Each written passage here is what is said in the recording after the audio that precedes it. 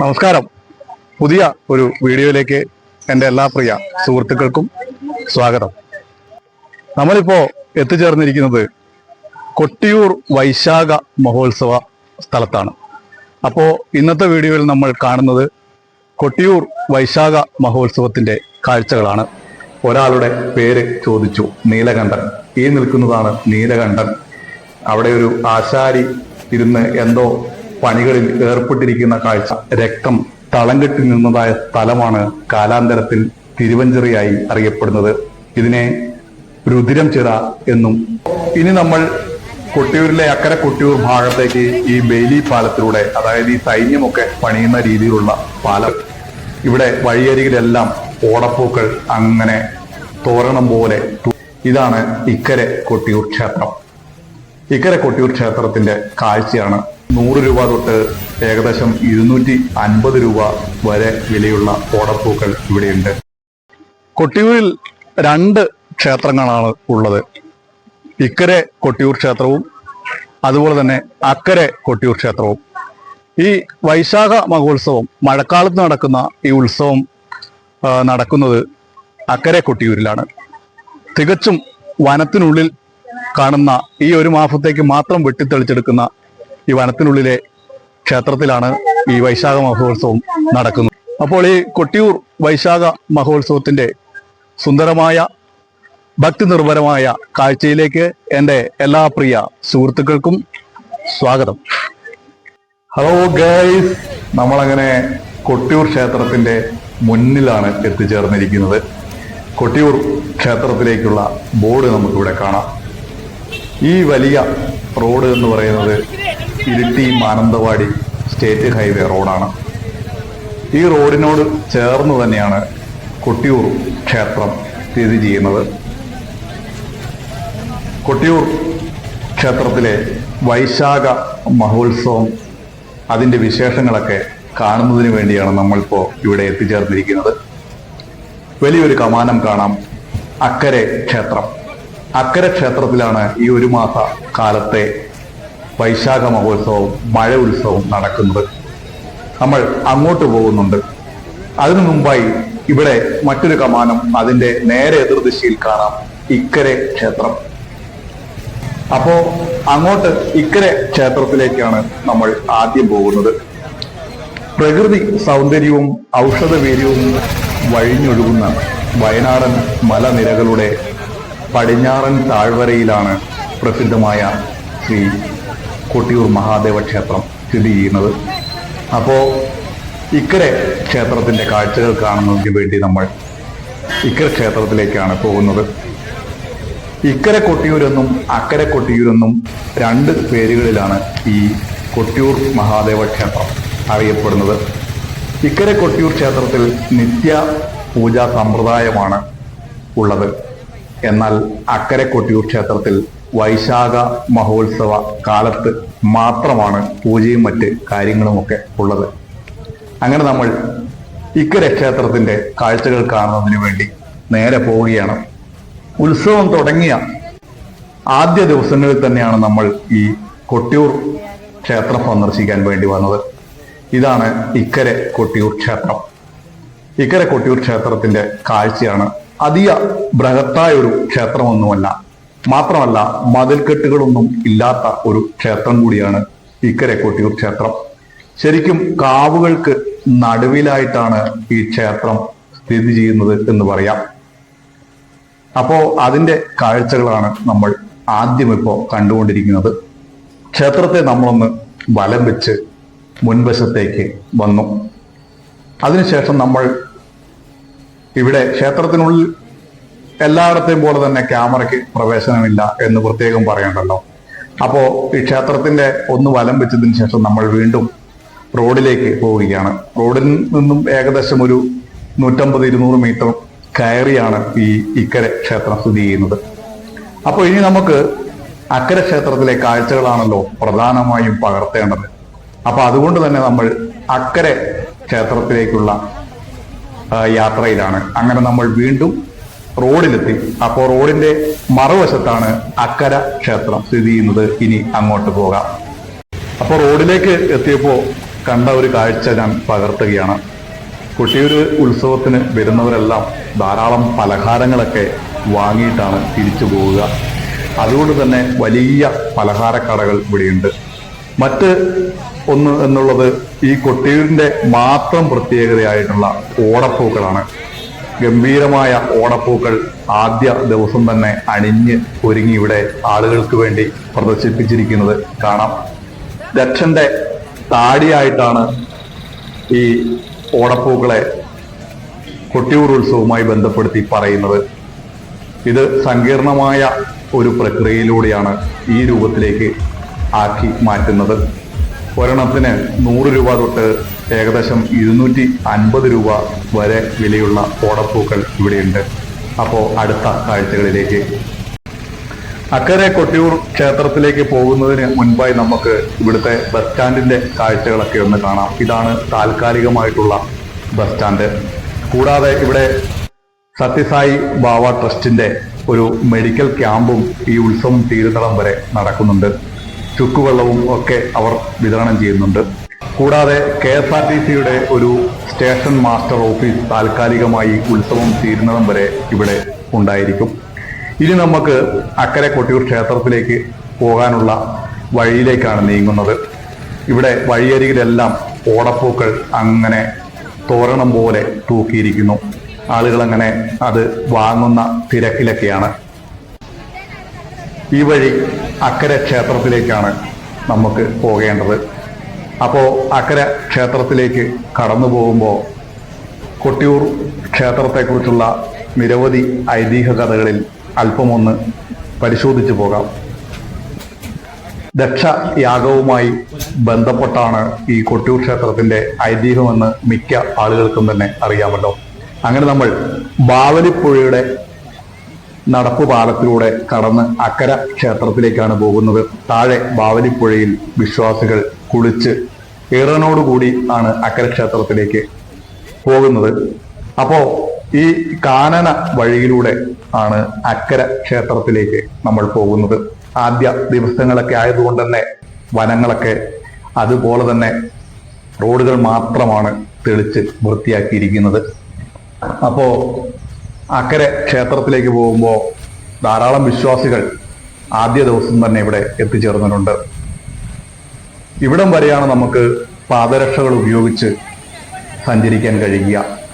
അതിനുശേഷം ഇവിടെ പാദരക്ഷകൾ സൂക്ഷിക്കാനുള്ള സൗകര്യം ദേവസ്വം ഏർപ്പെടുത്തിയിട്ടുണ്ട്. അവിടെ പാദരക്ഷകൾ നൽകി നമുക്ക് അക്കരെ ക്ഷേത്രത്തിലേക്ക് പോകാം. അക്കരെ ക്ഷേത്രത്തിലേക്ക് പോകുന്നതിന് വേണ്ടിയുള്ള ബേലി പാലമാണ് അങ്ങ് ദൂരെ നമ്മൾ കാണുന്നത്. അക്കരെ കൊട്ടിയൂർ ക്ഷേത്രത്തിലേക്ക് പോകുന്ന വഴിക്ക് കൊട്ടിയൂർ ക്ഷേത്രത്തിലേക്ക് എങ്ങനെ എത്തിച്ചേരാം എന്നുകൂടി നമുക്ക് പരിശോധിക്കാം. നിങ്ങൾ കേരളത്തിന്റെ തെക്ക് വശത്തുനിന്നാണെങ്കിലും ശരി, വടക്ക് വശത്തുനിന്ന് ആണെങ്കിലും ശരി, നിങ്ങൾ ട്രെയിനാണ് വരുന്നതെങ്കിൽ ഇറങ്ങേണ്ട റെയിൽവേ സ്റ്റേഷൻ തലശ്ശേരിയാണ്. തലശ്ശേരിയിൽ നിന്നും ഏകദേശം 70 കിലോമീറ്ററാണ് കൊട്ടിയൂരേക്ക്. തലശ്ശേരിയിൽ വന്നു കഴിഞ്ഞാൽ ധാരാളം ബസ്സുകൾ സ്പെഷ്യൽ സർവീസ് അടക്കം കൊട്ടിയൂരേക്ക് KSRTCയും പ്രൈവറ്റ് ബസ്സുകളും ഒക്കെ നടത്തുന്നുണ്ട്. അപ്പോൾ ഇതാണ് ബാവലിപ്പുഴയുടെ മറ്റൊരു ഭാഗം. ബാവലിപ്പുഴ ഈ ഭാഗത്ത് രണ്ടായിട്ടാണ് ഒഴുകുന്നത്. ഇവിടെ നിന്നും ആളുകളൊക്കെ കുളിക്കുന്നത് കാണാം. അപ്പോൾ ഇനി നമ്മൾ കൊട്ടിയൂരിലെ അക്കരെ കൊട്ടിയൂർ ഭാഗത്തേക്ക് ഈ ബെയിലി പാലത്തിലൂടെ, അതായത് ഈ സൈന്യമൊക്കെ പണിയുന്ന രീതിയിലുള്ള പാലമാണ്. അപ്പോൾ വെള്ളമൊക്കെ ഈ സമയത്ത് വളരെ കുറവാണ്. കാരണം 2-3 ദിവസമായിട്ട് ഇവിടെ അങ്ങനെ കാര്യമായി മഴ വരുന്നില്ല. എന്നാലും ബെയിലി പാലത്തിലൂടെ നമുക്ക് അപ്പുറമുള്ള ഭാഗത്തേക്ക് പോകാം. അപ്പോൾ ബെയിലി പാലവും കടന്ന് മുമ്പോട്ട് പോകുമ്പോൾ ഈ ഭാഗത്തൂടെ കടന്നു പോകുമ്പോഴാണ് നമുക്ക് തിരുവഞ്ചിറയിൽ മഹാദേവന്റെ തൊട്ടടുത്ത് എത്തി അവിടെ നിന്ന് പ്രസാദം വാങ്ങാനുള്ള ക്യൂ ആരംഭിക്കുന്നത് ഇവിടെ നിന്നാണ്. അതുകൊണ്ട് ഇവിടെ ആദ്യത്തെ ദിവസം തന്നെ കനത്ത ക്യൂ ആണ് അനുഭവപ്പെടുന്നതെന്ന് ആദ്യ കാഴ്ചയിൽ തന്നെ മനസ്സിലാവും. ആയിരക്കണക്കിന് ഭക്തജനങ്ങളാണ് രാവിലെ തന്നെ എത്തിച്ചേർന്നിരിക്കുന്നത്. തിരുവഞ്ചിറയിലെ ചടങ്ങുകളൊക്കെ പൂർത്തിയാക്കിയതിനു ശേഷം മാത്രമേ ഭക്തരെ അങ്ങോട്ട് കടത്തിവിടുകയുള്ളൂ. അതുകൊണ്ട് തന്നെ കനത്ത ക്യൂ ആണ് ഇപ്പോൾ ഇവിടെ കാണുന്നത്. അപ്പോൾ വീണ്ടും നമ്മൾ ഈ ഇപ്പുറ ഭാഗത്ത് വന്നിട്ട് ഈ പുഴയിലെ ബാവലിപ്പുഴയിലെ കുറെ ദൃശ്യങ്ങളൊക്കെ ഒന്ന് എടുക്കാൻ വേണ്ടി ശ്രമിക്കുകയാണ്. പാലം കൂടാതെ കുറെ ആളുകൾ പുഴ മുറിച്ചു കടന്ന് പോകുന്ന കാഴ്ചയുമുണ്ട്. ചില ആളുകൾക്ക് അങ്ങനെ ചില നിർബന്ധങ്ങളുണ്ട്. ആ പുഴയിലൂടെ കടന്ന് തന്നെ തിരുവഞ്ചിറയിലെത്തി കൈലാസനാഥന്റെ അനുഗ്രഹം വാങ്ങണമെന്നുള്ള ചില നിലപാടുകൾ. അപ്പോൾ അധികം വലിയ കുത്തൊഴുക്കൊന്നുമില്ല. പിടിച്ചു പോകാൻ വേണ്ടി കയറൊക്കെ കെട്ടിയിട്ടുണ്ട്. കുറച്ച് ശ്രദ്ധിച്ച് പോകണം എന്ന് മാത്രമേ ഉള്ളൂ. അങ്ങനെ ധാരാളം ആളുകൾ ആ രീതിയിൽ അങ്ങോട്ട് പോകുന്നതും തിരിച്ചു മടങ്ങുന്നതുമൊക്കെ നമുക്കവിടെ കാണാം. അപ്പോൾ അതിനുശേഷം നമ്മൾ ഇനി തിരുവഞ്ചിറയുടെ അക്കരെ കൊട്ടിയൂരിൻ്റെ യഥാർത്ഥ ഭാഗത്തേക്കാണ് പോകാൻ ശ്രമിക്കുന്നത്. അപ്പോൾ ഇങ്ങനെ ഒരു വഴിയിലൂടെയാണ് അക്കരെ കൊട്ടിയൂരിലെ തിരുവഞ്ചിറ എന്ന സ്ഥലത്തേക്ക് എത്തിച്ചേരുന്നത്. ഭഗവാൻ ശിവന്റെ സാന്നിധ്യം ഉള്ള ഭാഗമാണ് അവിടെ. അപ്പോൾ മേൽവശത്ത് നമുക്ക് കാണാം വലിയ ട്യൂബ് ഒക്കെയുണ്ട്. താഴെ നമ്മൾ നടന്നു പോകുന്ന ഭാഗത്ത് നേരിട്ട് തിരുവഞ്ചിറയിലേക്ക് പ്രസാദമൊക്കെ വാങ്ങുന്ന സ്ഥലത്തേക്ക് പ്രവേശിക്കാൻ കഴിയുന്ന ഭാഗമല്ല. അല്ലാത്ത ദർശനമൊക്കെ നടക്കുന്ന ഭാഗമാണിപ്പോൾ നമ്മൾ നടന്നു പോകുന്നത്. അങ്ങനെ വളരെ പ്രസിദ്ധമായ കൊട്ടിയൂരിലെ അക്കരെ കൊട്ടിയൂരിലെ തിരുവഞ്ചിറയിലേക്ക് എത്തിയിരിക്കുന്നു. തിരുവഞ്ചിറയിൽ എത്തിയപ്പോൾ ആദ്യ കാഴ്ചകൾ ഇതൊക്കെയാണ്. തിരുവഞ്ചിറയിലൂടെ ഇപ്പോൾ ക്ഷേത്രത്തിലെ സംബന്ധമായ ഏതോ ചടങ്ങ് നടക്കുകയാണ്. ഭക്ത ജനങ്ങൾക്കൊന്നും ഇപ്പോൾ തിരുവഞ്ചിറയിൽ പ്രവേശനമില്ല. ഈ ചടങ്ങുകൾക്ക് ശേഷമായിരിക്കാം ഭക്തജനങ്ങൾ തിരുവഞ്ചിറയിലേക്ക് പ്രവേശിക്കുകയുള്ളൂ. തിരുവഞ്ചിറയെക്കുറിച്ച് പറയുമ്പോൾ ഇത് ആണ് ദക്ഷയാഗം നടന്ന സ്ഥലമെന്ന് വിശ്വസിക്കപ്പെടുന്ന സ്ഥലം. ദക്ഷയാഗ കഥകളെക്കുറിച്ച് ധാരാളം മിക്കവാറും നിങ്ങൾ കേട്ടിട്ടുള്ളത് കൊണ്ട് തന്നെ അതിൻ്റെ കൂടുതൽ കാര്യങ്ങളിലേക്ക് ഒരു വിശദീകരണമായി പോകുവാൻ ആഗ്രഹിക്കുന്നില്ല. ഈ തിരുവഞ്ചിറ അല്ലെങ്കിൽ ഈ ദക്ഷയാഗ സ്ഥലത്ത് വെച്ചാണ് സതീദേവി അപമാനതയായി ജീവത്യാഗം ചെയ്തത്. അപ്പോൾ ആ ജീവത്യാഗത്തിന് ശേഷം കോപിഷ്ഠനായ ശിവന്റെ ഭൂതഗണങ്ങളെ അയച്ച് ഇവിടെയൊക്കെ ആകെ ഭസ്മമാക്കുകയും അതുപോലെ തന്നെ വീരഭദ്രന്റെ വാൾ കൊണ്ട് ദക്ഷന്റെ തല അറക്കുകയും ചെയ്തു. അടിച്ചു തകർത്ത് യാഗകർമ്മികളെയും പരിചാരകന്മാരെയും കൊന്നൊടുക്കുകയും ദക്ഷ പ്രജാപതിയുടെ ശിരച്ഛേദം ചെയ്യുകയുമുണ്ടായി. ആ സന്ദർഭത്തിൽ പ്രവഹിച്ചതായ രക്തം തളം കെട്ടി നിന്നതായ സ്ഥലമാണ് കാലാന്തരത്തിൽ തിരുവഞ്ചിറയായി അറിയപ്പെടുന്നത്. ഇതിനെ രുതിരം ചിറ എന്നും അറിയപ്പെടുന്നുണ്ട്. ഇപ്പോ ഈ തിരുവഞ്ചിറയിൽ ധാരാളം വെള്ളമുണ്ട്. അങ്ങനെ തിരുവഞ്ചിറയിലെ ആചാര അനുഷ്ഠാനങ്ങൾ വലം വെച്ചുകൊണ്ട് നടക്കുന്ന കാഴ്ച നമുക്ക് ഇവിടെ നിന്ന് കാണാം. ഈ ചടങ്ങുകൾക്ക് ശേഷമാണ് ഭക്തജനങ്ങൾക്ക് ഈ തിരുവഞ്ചിറയിലൂടെ പ്രദക്ഷിണം വയ്ക്കുവാനുള്ള അനുവാദം കിട്ടുക. അതിനുവേണ്ടി ഭക്തജനങ്ങൾ അതിൻ്റെ പുറത്ത് കാത്തു നിൽക്കുന്ന കാഴ്ചയാണ് നമുക്കിവിടെ കാണുവാൻ സാധിക്കുന്നത്.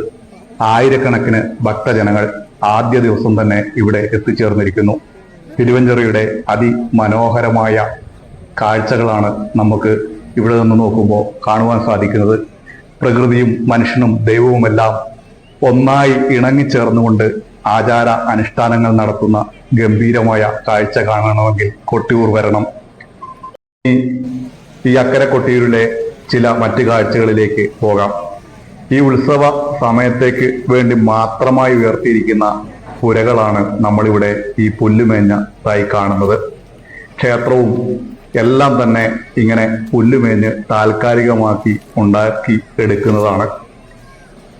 കൊട്ടിയൂർ അക്കര ക്ഷേത്രത്തെക്കുറിച്ച് ക്ഷേത്രമില്ലാത്ത ക്ഷേത്രം എന്നാണ് അറിയപ്പെടുന്നത്. ഇവിടെ ദേവസ്വം ഓഫീസും അത്യാധുനിക സംവിധാനങ്ങളും കമ്പ്യൂട്ടറും അങ്ങനെ എല്ലാ സംവിധാനങ്ങളും ഇവിടെ ഈ ഒരു മാസ കാലത്തേക്ക് ഒരുക്കിയിട്ടുണ്ട്. എല്ലാം ഇങ്ങനെ ഈ താൽക്കാലിക സ്ഥലങ്ങളിൽ ആണ് ഏർപ്പെടുത്തിയിരിക്കുന്നത്. വഴിപാട് കൗണ്ടറിൽ എൻ്റെ കുറച്ച് സുഹൃത്തുക്കൾ, അതുപോലെ തന്നെ ഇവിടുത്തെ സ്ഥാനികരായ ആളുകൾക്ക് വേണ്ടിയിട്ടുള്ള പുരകൾ കാണാം.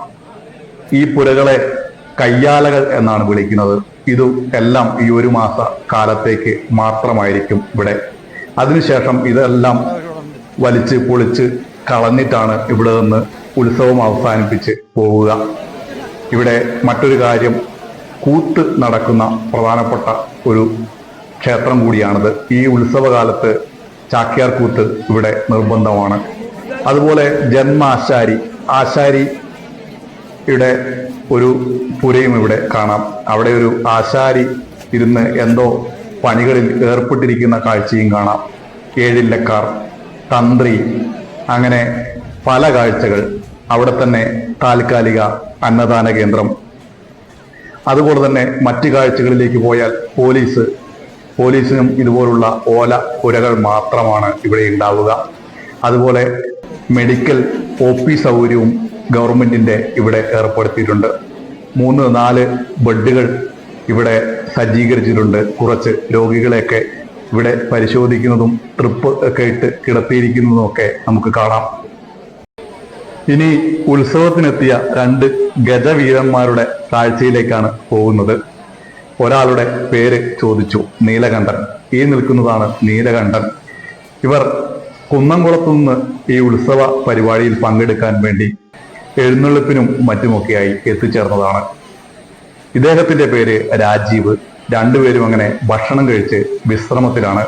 അപ്പോൾ ഇനി മറ്റ് കാഴ്ചകളിലേക്കാണ് പോകുന്നത്. നമ്മളിവിടെ കാണുന്നത് തിരുവഞ്ചിറയിലേക്ക് ഇറങ്ങി മഹാദേവന്റെ അടുത്ത് ചെന്ന് തൊഴുന്നതിനു വേണ്ടി ക്യൂ നിൽക്കുന്ന ഭക്ത ജനങ്ങളുടെ കാഴ്ചയാണ്.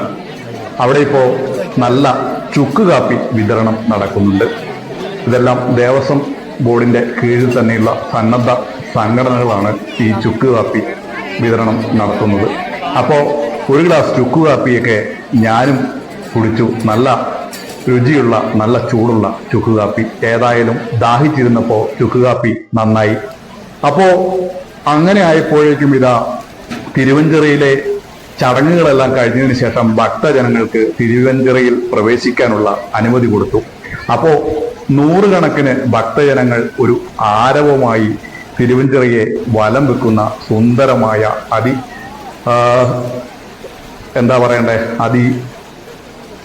സുന്ദരമായ കാഴ്ച അങ്ങനെ കടന്നു പോവുകയാണ്. ഭക്തി നിർഭരമായ ഓം നമ ശിവായ ചൊല്ലിക്കൊണ്ട് ഭക്തജനങ്ങൾ അങ്ങനെ തിരുവഞ്ചിറയെ വലം വെച്ചുകൊണ്ട് ഇരിക്കുന്നു. അപ്പോൾ ഇത്രയും മനോഹരമായ ഈ സുന്ദരമായ കാഴ്ചകൾ കാണുവാൻ തീർച്ചയായും കേരളത്തിലെ ഓരോ ഭക്തജനങ്ങളും ഈ കൊട്ടിയൂരിൽ എത്തിച്ചേരുമെന്നാണ് ഈ വർഷം പ്രതീക്ഷിക്കുന്നത്.